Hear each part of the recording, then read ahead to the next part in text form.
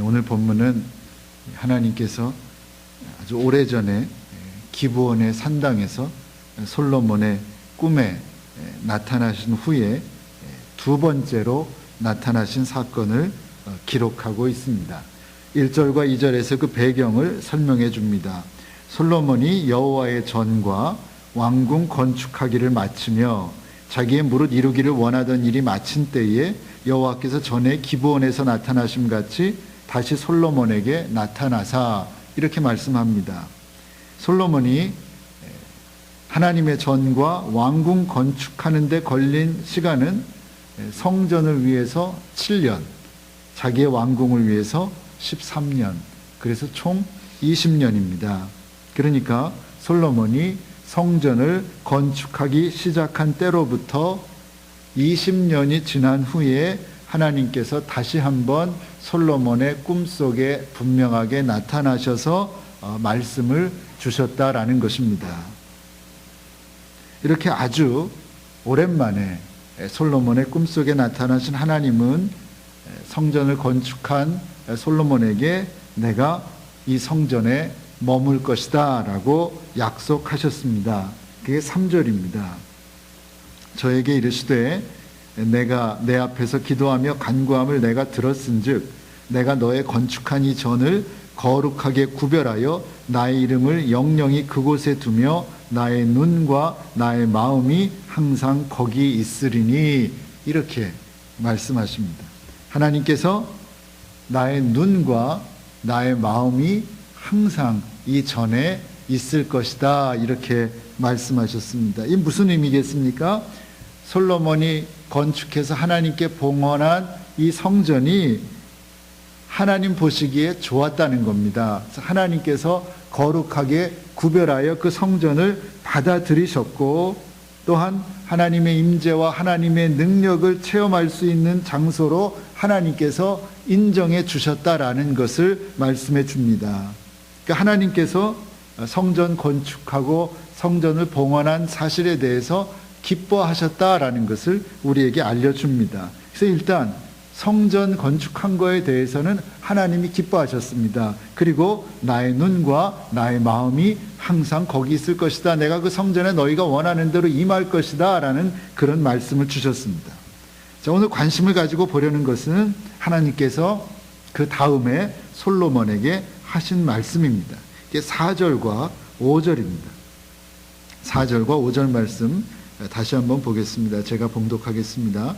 내가 만일 내 아비 다윗의 행함같이 마음을 온전히 하고 바르게 하여 내 앞에서 행하며 내가 내게 명한 대로 온갖 것을 순종하여 나의 법도와 율례를 지키면 내가 내 아비 다윗에게 허하여 이르기를 이스라엘 위에 오를 사람이 내게서 끊어지지 아니하리라 한 대로 너의 이스라엘의 왕위를 영원히 견고하게 하려니와, 이렇게 말씀하셨습니다. 성전을 봉헌한 솔로몬을 향한 하나님의 약속입니다. 그런데 그 형태가 어떻게 되어 있습니까? 조건적입니다. 조건절입니다. 내가 만일 순종하고 내가 만일 나의 법도와 율례를 지키면이라고 조건을 다셨습니다. 약속하셨는데, 축복을 약속하셨는데 무조건 내가 너를 축복하겠다가 아니라 내가 만일 이런 일들을 하면, 정확히 말하면 내가 나의 말에 순종하고 나의 법도와 율례를 지키면이라고 조건을 다셨다라는 겁니다. 그러면 성전을 봉헌한 솔로몬, 그래서 그 솔로몬의 그 봉헌한 성전을 내가 구별해서 기쁘게 받았다고 말씀하시면서도 조건적인 축복을 약속하신 것은 무슨 의미가 있겠습니까? 솔로몬이 성전을 건축했다는 사실은 기쁘고 참 좋은 일이지만 성전을 건축했다는 사실이 하나님의 축복을 보장하는 것은 결코 아니다라는 것입니다. 오히려 성전을 중심으로 하나님의 명령과 법도와 율례를 행하는 것이 선행 조건이다라는 것을 분명히 하신 것입니다. 뿐만 아니라 다윗이 그랬던 것처럼 마음을 온전하고 바르게 하여 하나님을 섬기는 일이 더 중요하다는 사실을 강조하고 있는 것입니다. 그렇게 하면 이 성전을 중심으로 예배 드리고 하나님의 명령과 율례와 법도를 지켜 행하면 다윗에게 약속한 말씀이, 그 축복이 너에게도 그대로 이루어질 것이다 라고 확인해 주시는 것입니다. 이 내용을 통해서 우리 한 가지 분명하게 다시금 깨닫게 되는 것이 있습니다. 성전입니다. 예배당입니다. 예배당은 예배당일 뿐이다 라는 사실입니다.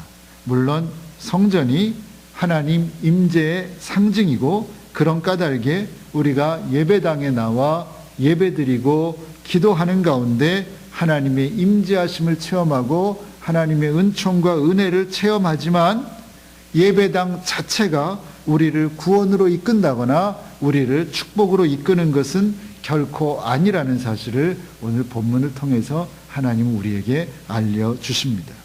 그러면 예배당이 아니라면, 건물 자체가 아니라고 한다면 무엇이 우리를 복된 삶으로 이끄는 것입니까? 오늘 본문의 말씀을 통해 하나님께서는 직접 복된 삶, 바꿔 말하면 형통한 삶을 살 수 있는 전제 조건이 무엇이라고 하는 것을 우리에게 밝혀주고 계십니다. 그것이 4절입니다. 내가 만일 내 아비 다윗의 행함같이 마음을 온전히 하고 바르게 하여 내 앞에서 행하며 내가 내게 명한 대로 온갖 것을 순종하여 나의 법도와 율례를 지키면, 이 전제 조건을 충족시키면 하나님께서 복된 삶으로 인도하신다라는 겁니다. 그러니까 우리는 어찌하든지 이 전제 조건이 무엇인지를 알고 그 전제 조건을 충족시키는 삶을 살아야 한다라는 것입니다. 전제 조건이 무엇입니까? 솔로몬이 다윗이 행했던 것과 똑같이 마음을 온전히 하고 마음을 바르게 해서 주님 앞에서 행하고, 솔로몬 본인에게 명하신 온갖 것을 순종하고 성경에 있는 하나님의 법도와 율례를 지켜 행하면 그의 왕위가 견고하게 될 것이라는 조건적인 약속을 제시하신 것입니다. 그러니까 예를 들면 성전을 건축하여 봉헌하는 것과 같은 큰 일도 참으로 중요한 일이지만, 더욱 중요한 것은, 더 근본적인 것은 매일의 삶 속에서 하나님의 말씀에 온전히 순종하는 것이 더 중요하다는 것입니다. 그리고 그것이 바로 형통의 전제 조건이 됩니다. 그리스도인의 형통의 비결이라고 해도 틀리지 않는 것입니다. 그리고 성경 어디에서든지 그 말씀을 우리에게 강조하고 있습니다. 신명기 30장 15절 이하에 있는 말씀도 제가 요즘에 여러 번 반복해서 말씀을 드리는 것 같은데, 모세의 입을 통해 하나님께서 선포하신 말씀인데 역시 마찬가지입니다. 무엇이 형통의 비결이 되는지, 무엇이 복받는 길이 되는지를 우리에게 분명히 가르쳐 주십니다. 하나님께서 이렇게 말씀하셨습니다. 보라, 내가 오늘날 생명과 복과 사망과 화를 내 앞에 두었나니, 곧 내가 오늘날 너를 명하여 내 하나님 여호와를 사랑하고 그 모든 길로 행하며 그 명령과 규례와 법도를 지키라 하는 것이라.